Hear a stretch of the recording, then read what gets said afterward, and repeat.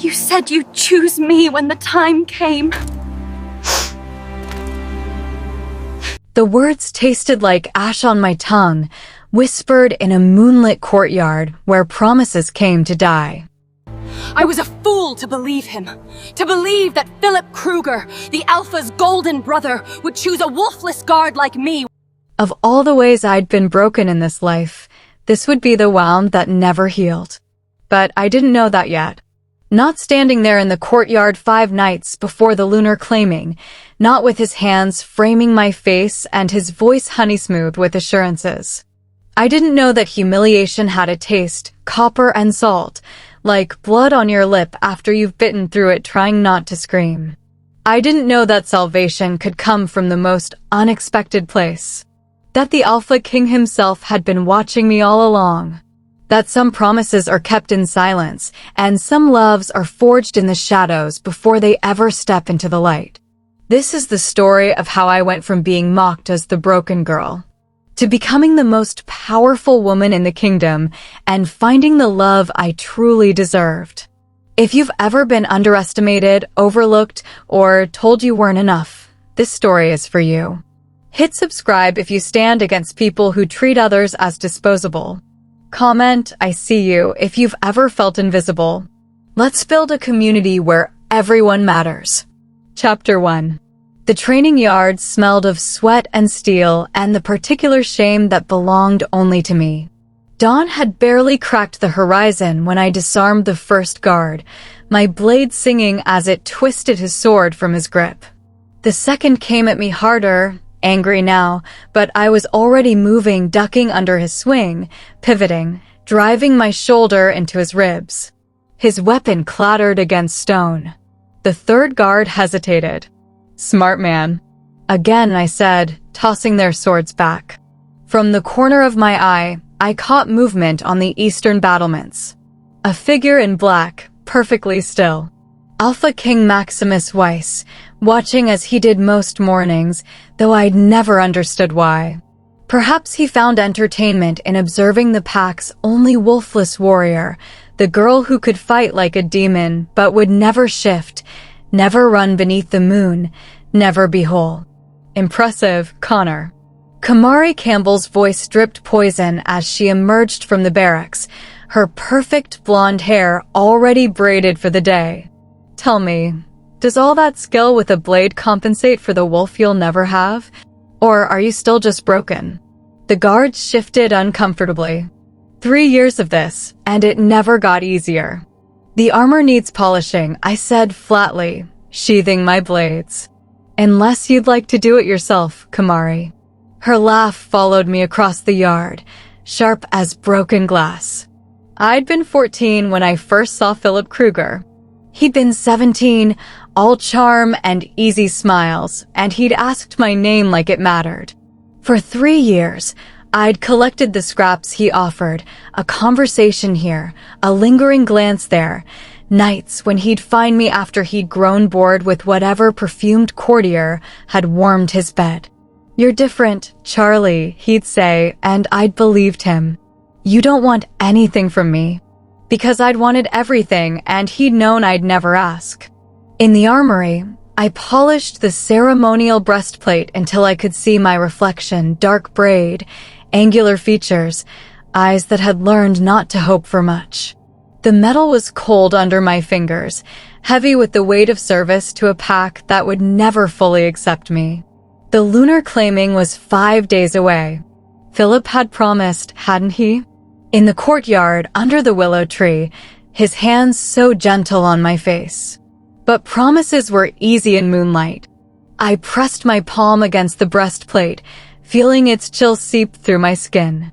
Somewhere above, in the highest tower of the fortress, the Alpha King was probably still watching. Always watching for reasons I couldn't fathom. The armor gleamed, perfect and empty. Just like me. Chapter 2. The great hall blazed with torchlight and laughter, packed with bodies celebrating the approaching Lunar Claiming. I stood near the server's entrance, half hidden in shadow where I belonged, watching Phillip hold court among the nobles. He threw his head back laughing at something Lady Bridger said, all golden perfection in his ceremonial leathers. Then his eyes found mine across the crowd. Heat flooded my chest.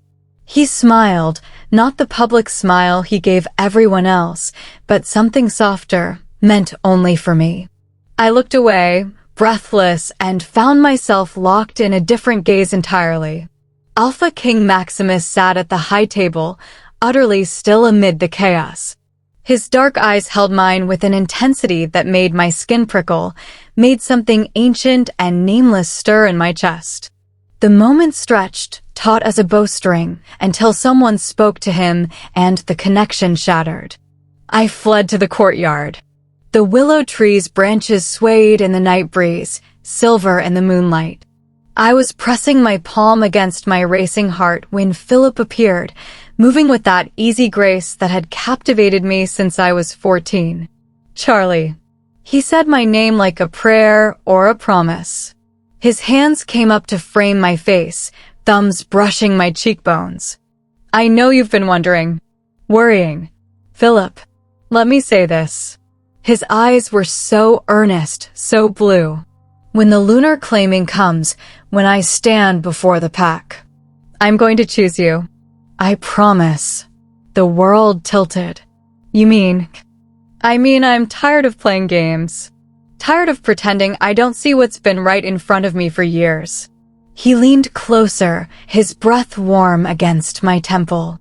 You're the one, Charlie. You've always been the one. Joy erupted in my chest, so fierce it hurt. 3 years of scraps, of being the safe harbor he returned to between conquests, and now. I promise, he whispered again, and kissed my forehead before disappearing back into the feast. I stood there trembling, touching the spot his lips had blessed, feeling like maybe I'd finally be enough. The grand doors burst open. Killy Morrison swept in with an entourage of 6, her crimson gown a declaration of war. She was everything I wasn't, curves where I had angles, golden hair cascading where mine was dark and severe, grace where I had only the efficiency of a soldier. The Morrison family, Elder Harold announced, though everyone had already turned to stare. I watched from the courtyard as she made her entrance. Watched Philip's expression shift from surprise to intrigued. Watched Elder Harold lean toward another council member and whisper something that made them both glance at Keeley with calculating approval. And I watched Maximus, standing now at the edge of the hall, his jaw tight as he looked not at the beautiful newcomer, but at me. Even from this distance, I could see the warning in his eyes. The willow branches stirred overhead, suddenly ominous. Chapter 3. Keeley Morrison moved through the fortress like she owned it.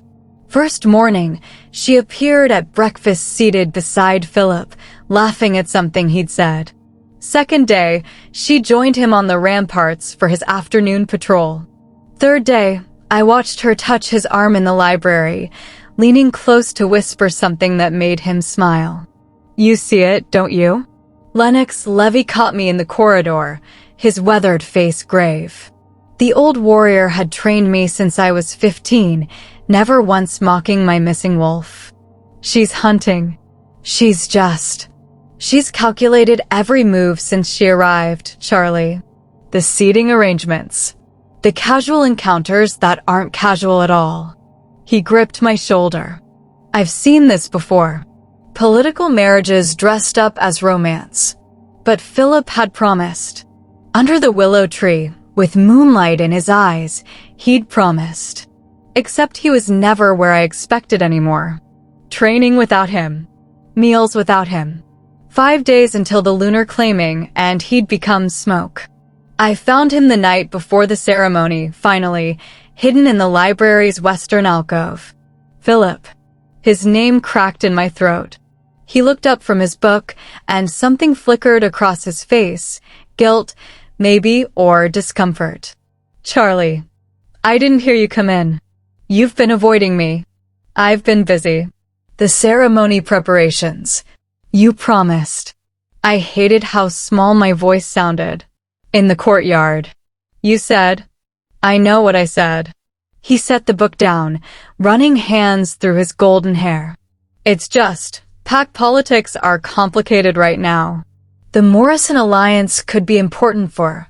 Alliance. The word tasted like betrayal. I'm not saying, he stood, reaching for me, but the gesture felt hollow. I just need to think. Can you give me that? Time to think. The ceremony was tomorrow. There was no more time. I left him there among the books and broken promises. The armory was dark except for the rhythmic scrape of stone on steel. Maximus sat on a bench, sharpening his blade with methodical precision, each stroke deliberate as a heartbeat. He's in the library, the Alpha King said without looking up. Making excuses, I imagine. How did you? I've been watching you chase ghosts for 3 years, Charlie. The blade sang against the whetstone. Watching him take your devotion for granted while he sampled every other woman in the fortress. Heat rushed to my face. You don't understand.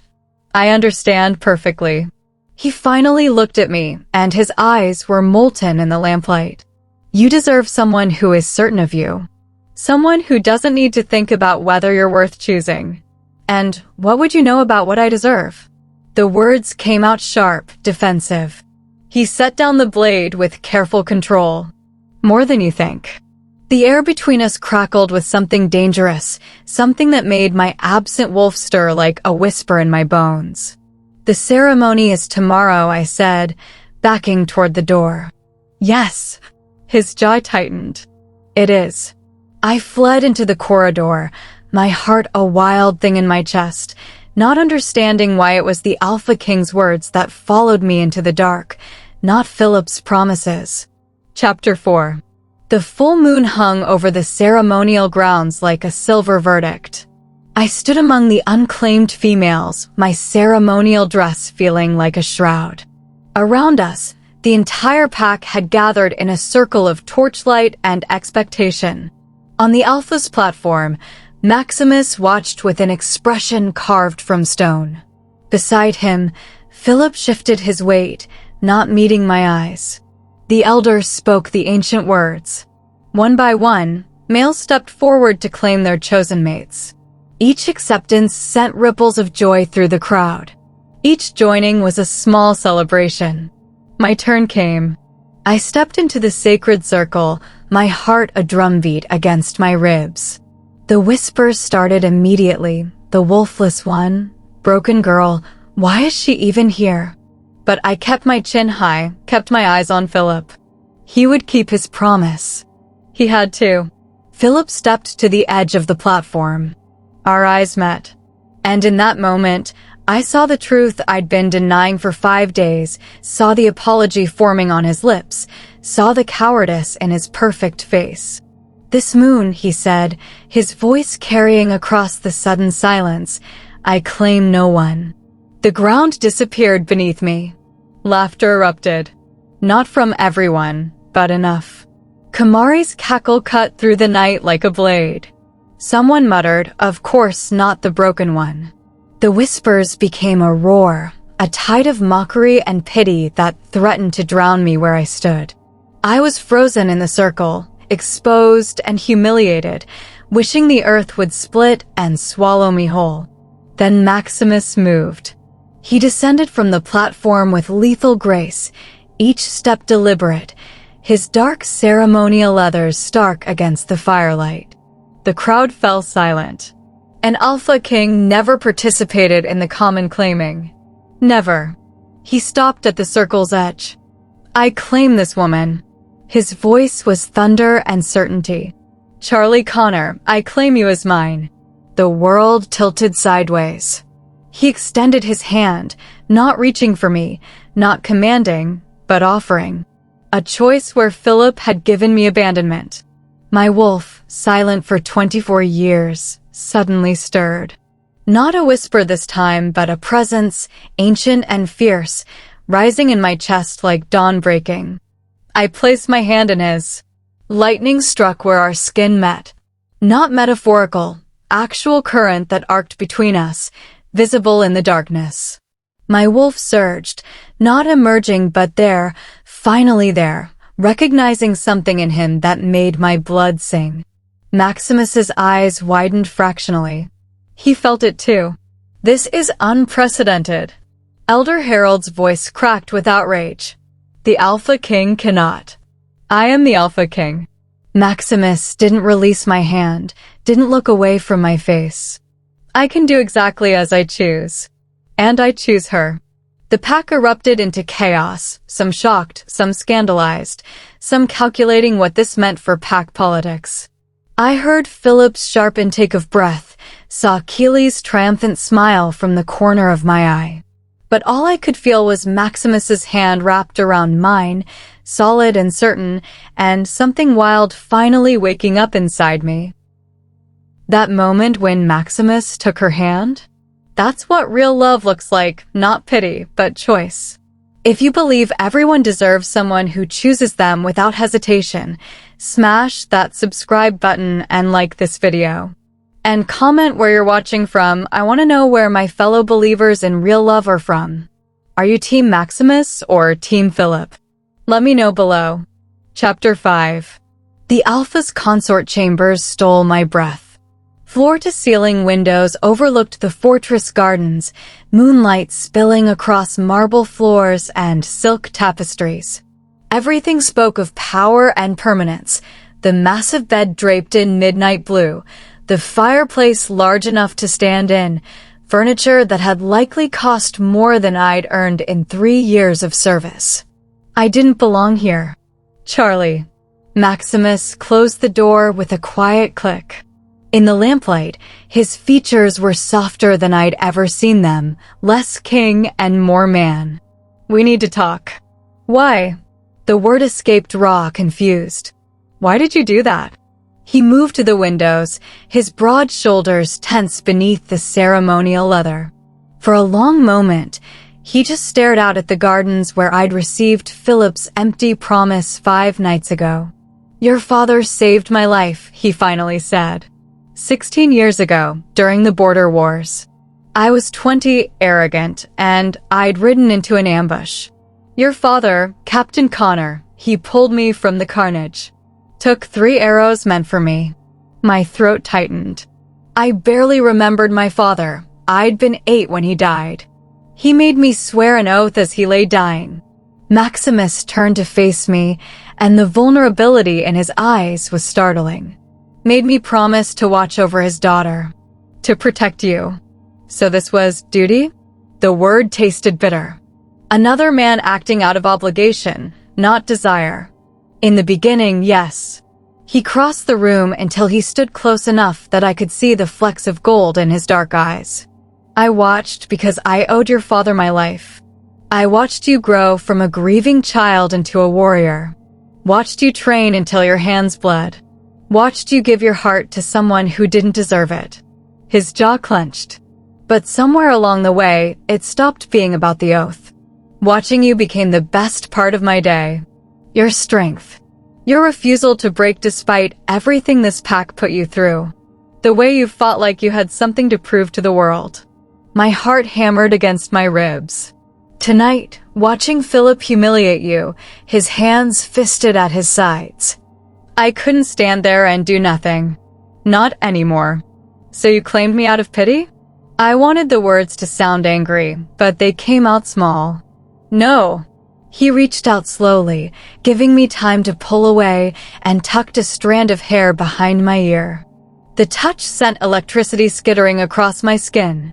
I claimed you because I wanted to. Because I've wanted to for longer than I care to admit. The confession hung between us, fragile and fierce. But listen to me, Charlie. His thumb brushed my cheekbone. If anything develops between us, if this becomes more than a political claiming, it will be because you choose it.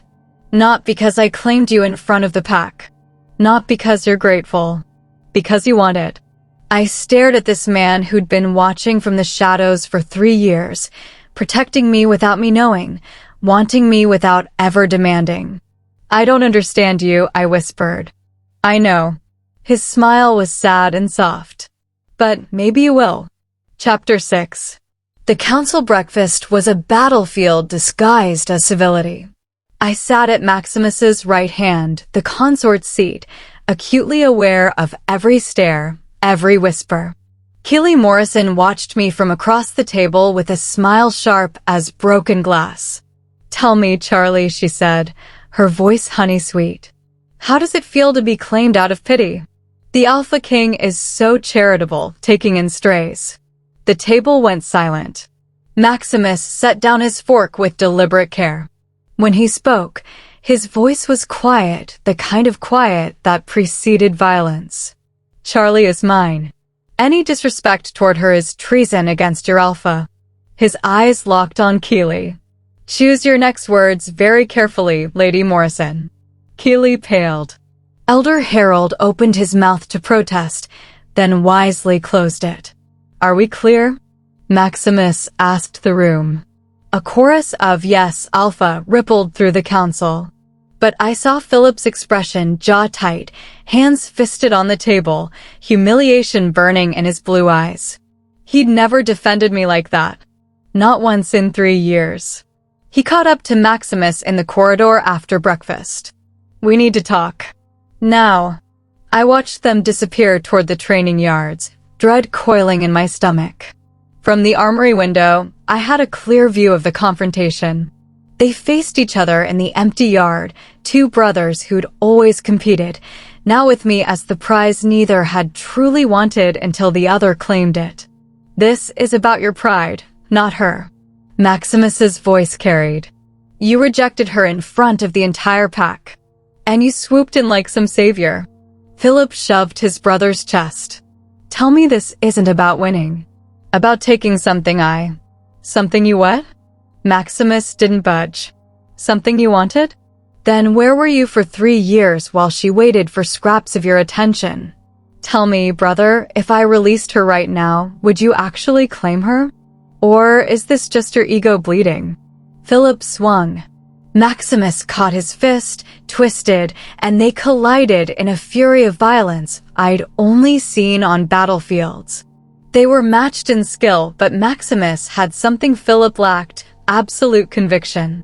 Within minutes, he had Phillip pinned to the ground, forearm across his throat.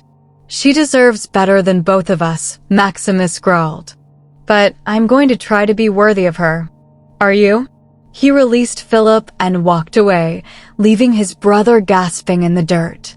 That evening, I watched from my new chambers as Phillip escorted Keely along the ramparts. They walked close, her hand on his arm, her laughter drifting up through the twilight. He was moving on. Or pretending to.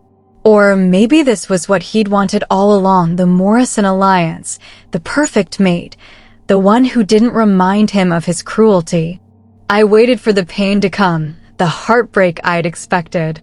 Instead, I felt nothing. A strange, hollow numbness where Phillip used to live in my chest. Behind me, the chamber door opened. Maximus entered quietly, his knuckles bruised, exhaustion in every line of his body. I said.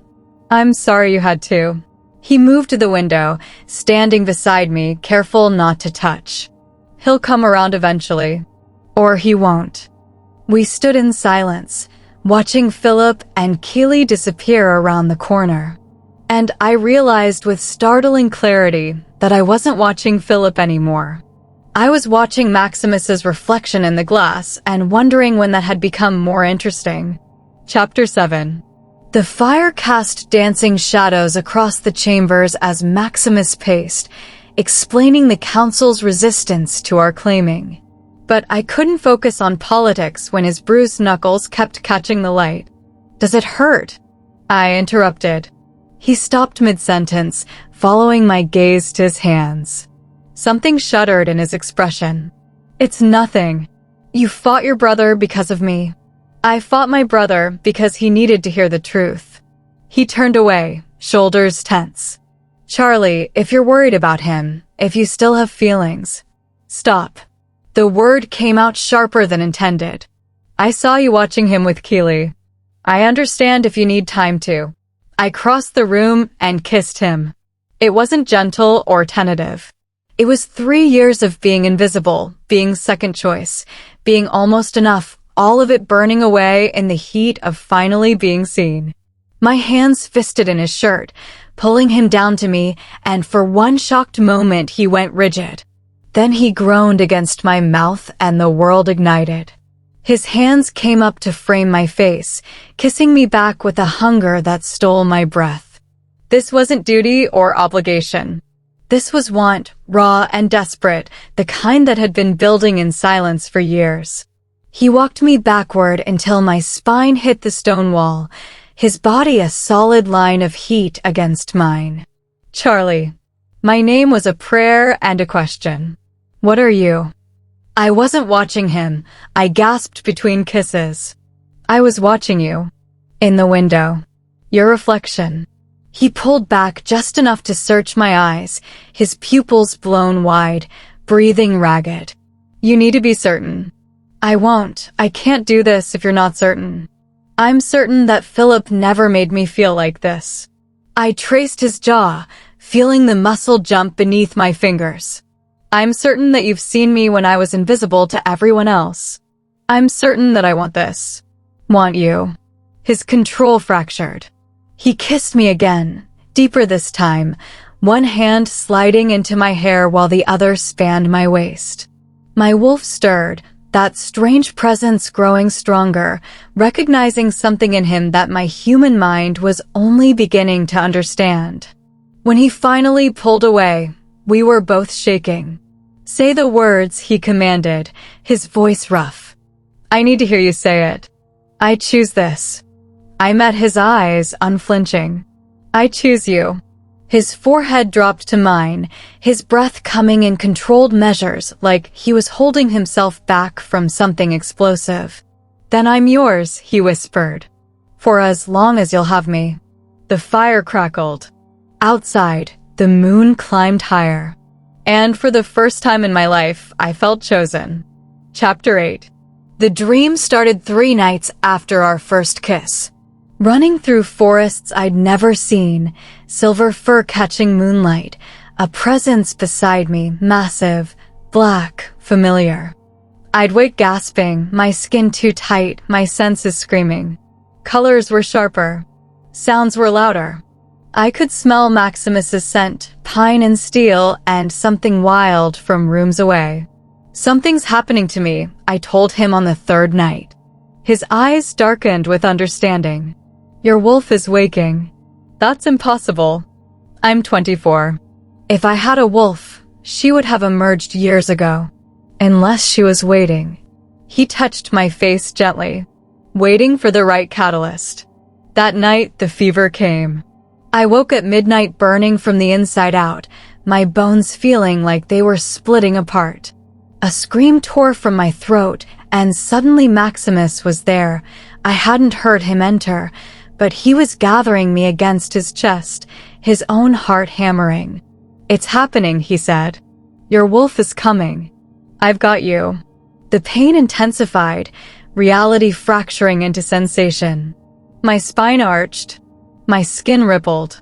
Everything I'd been taught said this was impossible, but my body didn't care about possibility. It cared only about transformation. Let go, Maximus urged. Stop fighting her. Let go, Charlie. I surrendered to the agony. My body exploded into change, bones reshaping, muscles reforming, for erupting across skin that had been smooth moments before. The pain was transcendent, annihilating everything I'd been and remaking me into something new. Then I was standing on 4 legs, the world sharp and clear and overwhelming.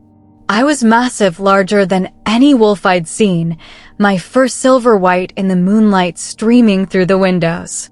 And I wasn't alone. Maximus had shifted too. His black wolf was enormous, scarred from battles, radiating alpha dominance. But when he approached me, it was with reverence, not command. We touched muzzles, and the world exploded. The mate bond snapped into place like a cord pulled taut, not metaphorical, but physical, a golden thread connecting a soul to soul. I could feel his emotions flooding through it, wonder, desire, fierce protectiveness, and something deeper that made my new heart stutter. Love. He loved me. The realization was staggering.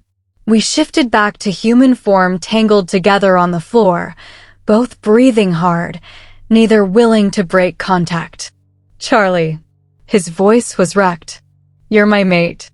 My true mate. I know. I could still feel him through the bond, his emotions layering over mine. I can feel everything you feel. Then he cupped my face, his eyes burning. You know what you mean to me. I kissed him, and this time there was no hesitation, no restraint.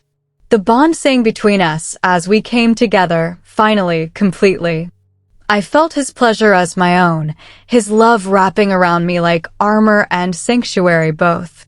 Afterward, we lay in the tangle of silk sheets, the first light of dawn creeping across the floor. Good morning, he murmured against my hair. I smiled, tracing patterns on his chest where I could feel his heartbeat through the bond. I thought perhaps I'd dreamed you. No dream. He kissed my temple. Just destiny, finally catching up. Charlie just discovered she's not broken, she never was. Her wolf was waiting for her true mate. But the council, Elder Harold, all those people who called her defective, they're about to learn the truth.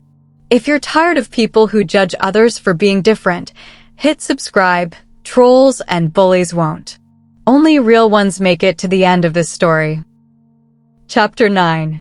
News traveled fast in the fortress. By noon, everyone knew the wolfless warrior had shifted. By evening, the council had demanded an emergency assembly. Walking through the corridors with Maximus, I felt every eye on us, pack members stopping mid-conversation to stare, some with wonder, others with fear. Let them look, Maximus murmured, his hand steady at the small of my back. Through our bond, I felt his pride radiating like heat. Let them see what they tried to break. The great hall was packed, tension crackling through the air like lightning before a storm. The council sat in a semicircle, Elder Harold's face pinched with barely concealed hostility.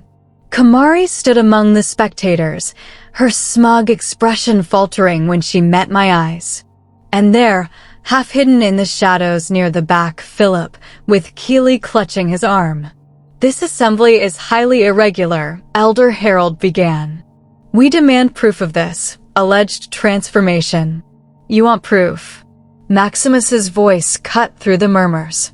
Then you'll have it. He looked at me, and through the bond one felt his certainty, his absolute faith.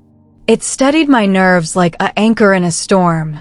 I stepped into the center of the hall and let my wolf emerge. The shift came easier this time, my body remembering the path from human to beast. Gasps erupted as I transformed, silver fur rippling across my frame, amber eyes blazing in the torchlight. I was massive, larger than any female wolf they'd seen, radiating a power that made lesser wolves whimper and back away. But it was the ancient sage who saw the truth. She shuffled forward, her withered hand reaching toward me with trembling reverence. When her fingers touched my fur, her eyes went wide. By the moon herself, she breathed. She carries Lunar Guardian blood. The hall exploded into chaos. Impossible. Elder Harold sputtered. The Guardian bloodline died out centuries ago. Yet here she stands. The sage's voice rang with authority.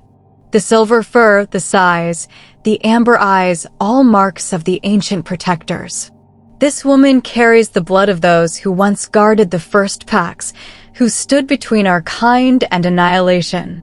I shifted back to human, standing naked and unashamed in the center of the hall as Maximus draped his cloak around my shoulders. The wolfless failure, I said quietly, meeting Elder Harold's gaze, then Kamari's, then sweeping across every face that had ever mocked me. The broken girl. That's what you called me. But I was never broken. I was becoming. The council members dropped to one knee. Then another. Then all of them, even Elder Harold, submitting to the undeniable truth of what I was. All except Phillip. He stood frozen in the shadows, his face hollow with realization. Keely tugged at his arm, but he didn't move, didn't blink, just stared at me like he was seeing me for the first time and understanding, finally, the magnitude of what he'd thrown away. Then he turned and left, Keely hurrying after him, and I felt nothing. No triumph, no vindication. Just peace. Maximus pulled me against his chest, his lips at my temple. How do you feel?